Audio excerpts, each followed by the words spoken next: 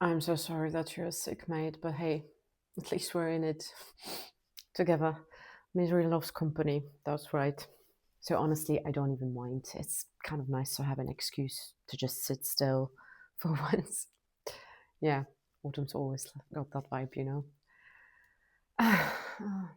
It's got that slightly poetic gloom about it. Like even the weather's trying to write a sad song. Yeah, about us being sick, exactly. Anyway, here I made us some bronchial tea. Mind you, it tastes like tree bark, but it does the job. There you go, one for you. But mind you, it's still boiling. Mm. Oh, I'll wait a bit. You know, since many months I don't reach for normal books. I go straight for the ones that make me question the fabric of reality. And last week I stumbled on two articles actually that probably got under my skin. The one was by Eugene Wigner. Don't know how to get that name pronounced properly. Whatever. I will keep it German. Eugen Wigner. And the article was some unreasonable effectiveness of maths in natural sciences, I think. And the other one was by Bostrom, something about whether we live in a computer simulation. Yeah, I knew you'd know Bostrom. That Swedish bloke who somehow manages to make sci-fi sound like Oxford stuff. Exactly. Wignam, no, he's an interesting one. Hungarian American physicist. I Google him. Nobel Prize and all that. And one of those people whose brain probably runs on some advanced operating system I'll never be able to download. Anyway, in this essay, he posed that massive question like, why does mathematics work so absurdly well in describing the universe? Well, because think about it, math is just this abstract playground we built in it, like a bunch of symbols, squiggles, and rules we made up so we can count apples and pay bills. But yes, somehow that same language perfectly explains the movement of planets, the bending of light, the structure of atoms, and whatnot. Like everything, right? Everything except maybe why you keep checking your ex's Instagram, eh? Exactly. Uh, so you'll be sitting there and going like, this makes no sense. He calls it even unreasonable, miraculous. Nah, he's not being mystical, not at all. He's not trying to make it about God or fate. He's just genuinely baffled as to how something invented by limited human minds can map so perfectly onto the fabric of the reality, onto the logic of nature. Yeah, you're right. We build maths for convenience, and then it turns out that nature had already written its laws in the same language, which makes me wonder maybe we didn't invent maths. Maybe we discovered it or uncovered, exactly. Ah, by the way, he gives this example that I absolutely adored, something with complex numbers. You know, the ones with that I thing, the square root of -1. Well, you know, mathematicians came up with them just to solve awkward equations. Hold on, I'm going to run it with ChatGPT. Where's my laptop? Oh, I'm getting old. I'm telling you. I'm on it.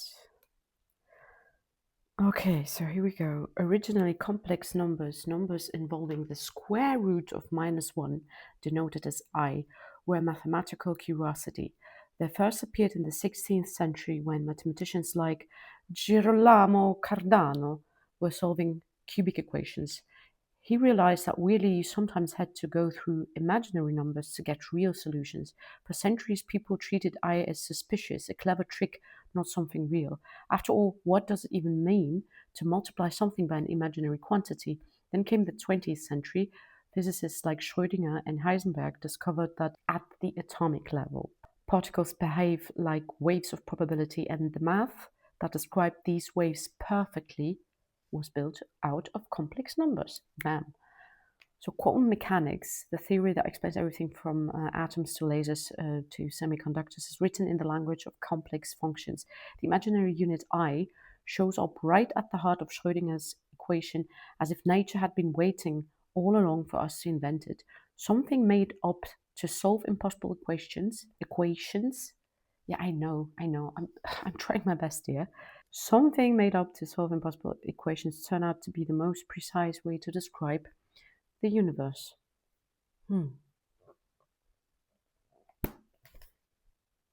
Wow, that's mental, innit? Right. Yeah. It's as if nature was waiting for us to discover this hidden code, literally. Literally whispering, that's how I work. Universal ASMR. Yes, I know what you mean. Sometimes I think math is less like invention and more like music. We didn't invent notes, right? We just discovered which vibrations sound nice together. Maybe math's the same, a kind of universal melody. Exactly. Like, who spilled those equations out there, right? I wish I had spilled this tea on my way here from the kitchen. You like it? Well, I'm happy then. It's basically just a mix of herbs and, By the way, there was a quote from Wigner, which I absolutely adored, something like the miracle of appropriateness of the language of mathematics for the formulation of the law of physics is a wonderful gift which we neither deserve nor understand, or neither understand nor deserve. Indeed, I wish I could get it tattooed all over my face, I swear. Nah, it's not that big, I know. Thank you for the compliment, by the way. I'll send you a link, sure. Adorable article. Left me with that gentle awe, that maybe there's some deeper connection between the human mind and the structure of reality. But yeah, you're right. We spend most of our lives worrying about deadlines and bills, and then there is this quiet miracle happening. Well, there's something we made up lines up perfectly with reality. That's why I absolutely love physics, by the way. It's not all cold formulas, yeah. It's like poetry written in numbers. Yes, I know. I will never ever understand it. Thank you. But that's okay. I don't need to. I just love it. So yeah, the bottom line of Wigner's essay is that we didn't design math. Hold on, I'm going to refresh your cup. It smells actually not that bad. There you go, dear. Maybe we discovered it. Or uncovered, as you said. Like music, yeah. Or language. Oh no, come on. Don't get me started. If we get into linguistics, we'll end up watching those videos from Ecolinguist. We have to attend to our stuff tomorrow. Yes, the second article. But it's a little sci-fi, was by, yes, Nick Bostrom. What was it about? He was basically asking that cliche question, what if we were living inside a computer simulation? Nah, don't roll your eyes just yet. It's not as wild as it sounds. He doesn't say we are in one. He just shows logically that one of three things must be true. Let me get that. The first was humanity never gets to a super advanced stage, like we blow ourselves up, go extinct, or just stop progressing. I mean, mate, yes, look around, all that's happening now. Yeah, you're right. Let's not go there. Then he postulated something like advanced civilizations exist, but they don't run simulations of their ancestors. Maybe it's unethical or boring or illegal. And the third was, yeah, or they do run them, an unholy law of them. And if they do, then statistically, we're almost certainly living in one of those simulations. I mean, that's it. Yeah, I'm pretty sure that's it. No, mate, it's just cold, logical reasoning. Not at all. He wasn't saying we definitely are in a simulation, but yes, I see your point. But Hold on. Imagine if future civilizations had computers powerful enough to simulate a planet, like every atom, every life, everything, and they ran thousands or millions of those simulations, then the number of simulated minds would vastly outnumber the original biological ones. You getting me? So the odds of you being you and me, I mean, like being one of the few real people versus one of the simulated ones, bloody small, pretty much. Yes, but the article was not about this, dear. He's not talking about a Matrix style fantasy. He's making a philosophical point about probability and technology. Look, if consciousness can exist on a biological brain, why not on a digital one? Yes, because carbon is more flexible than silicon. But it's not about this that he was going on in the article, mate. It's just simple logic. Come on, it is. If something exists in one form, why not in another? And then look around. If computing power keeps growing, and we already simulate small systems, yeah, like weather, computer game, brains, galaxies, why wouldn't that continue? So again, it's not that he's saying we definitely live in a computer. No, he's saying more like if we ever could build one that real, we probably already are in one. That's just where the logically it's really Christ on a bike. That took a bit. But now you got me. Yeah, it's not about sci-fi lasers and robot overlords. It's just probability. And that gives me chills too, mate. That's because it reframes everything somehow, doesn't it? The laws of physics, just the rules of the program, quantum randomness, maybe the outer edge of the simulation. Of course, they would be keeping a low profile. And by the way, quantum randomness, I would say, were we there to conserve resources? If we ever found out what's behind the quantum world, we would definitely break the simulation, if it was there. Apropos, conserving resources, some more tea. Right. But it helps. No, it can help you stave off your sickness. It's bronchial, you know?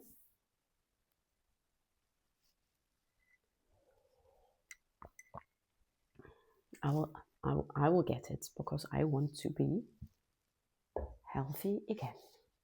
And you know what? In both articles, I got the feeling that consciousness sits at the very center, like the observer, maybe even the creator. Now, I don't think it's weird though. I mean, if they created an ideal utopian simulation, I don't know, it makes me think of movies and games. Would you watch a film where everything is super brilliant? Yeah, like a game without a challenge. Exactly. And you know, the bit I love thinking about, what would happen if we found out we really were living in a simulation? Like, would it change anything? Would we panic, rebel, try to break out, maybe? Or would it really make everything feel more meaningful? Yeah, like we're part of grand design, digital cosmos created with purpose. No, as I said up there, Bostrom doesn't go to mystical or esoteric there, but you know, it's hard not to go esoteric here, right? If this were a simulation, then someone somewhere wanted it to exist. Like someone pressed that run button, right? Or play, exactly. And imagine the implications, maybe the constants of physics like gravity, light, speed, Planck's constant, whatnot, are just parameters of the program. Yes, as assumed before with quantum randomness. Maybe that's how the system keeps things unpredictable. Like what, sorry? Procedural generation in a video game. Ah, I think I know what you mean. Mind you, one more cup of this, and I will be banging my head against the wall, GTA style. But you're so on point with that video game stuff, by the way. And when no one is observing a particle, maybe it's not being rendered the way the video game doesn't render the forest until character walks into it. Conserving resources. Resources. I know it sounds nuts, but it also kind of makes sense, doesn't it? Look, imagine if we found out that this here is a simulation. What would you do, mate? Would you still want to live? Would you like still love, bright, paint, laugh, worry, walk? Keep on driving me up the wall by not drinking that goddamn evening tea, right? Mm-hmm. It was you who said it tasted okay. I think I would. Yeah, I most certainly would keep going. It's like realizing you're in a dream, but deciding to keep dancing anyway. You know what's funny though? Bostrom's argument and Wigner's essay almost meet in the middle. Like Wigner, he says that math fits the universe too well, like we discovered an underlying code. And Bostrom says maybe that's because there is a code. Maybe the reason maths works so perfectly is that the universe literally is mathematics, a self-consistent computational reality. That the universe might not just follow mathematical laws, it might actually be one. It's mad though, isn't it? Yes, you're absolutely right on that. The fact that we can wonder about it is itself just incredible. You know what? I think seeking is the key. I mean, seeking to understand it through math or philosophy or a glass of scrumptious tea with a friend. And it's the most human thing we can do, isn't it? No, we're not simulated, we are life. That'd be the next step, exactly. Giving up seeking and worrying and becoming whole. Now, the universe says we have to kill the tea and go to bed. Yes, we definitely will. Tomorrow is packed with stuff, I know. I already made a bed for you, by the way. And I will get you a fresh towel. Okay, yes. Now kill your tea. I'll be right back. Yes, I know. Don't spill it on the couch.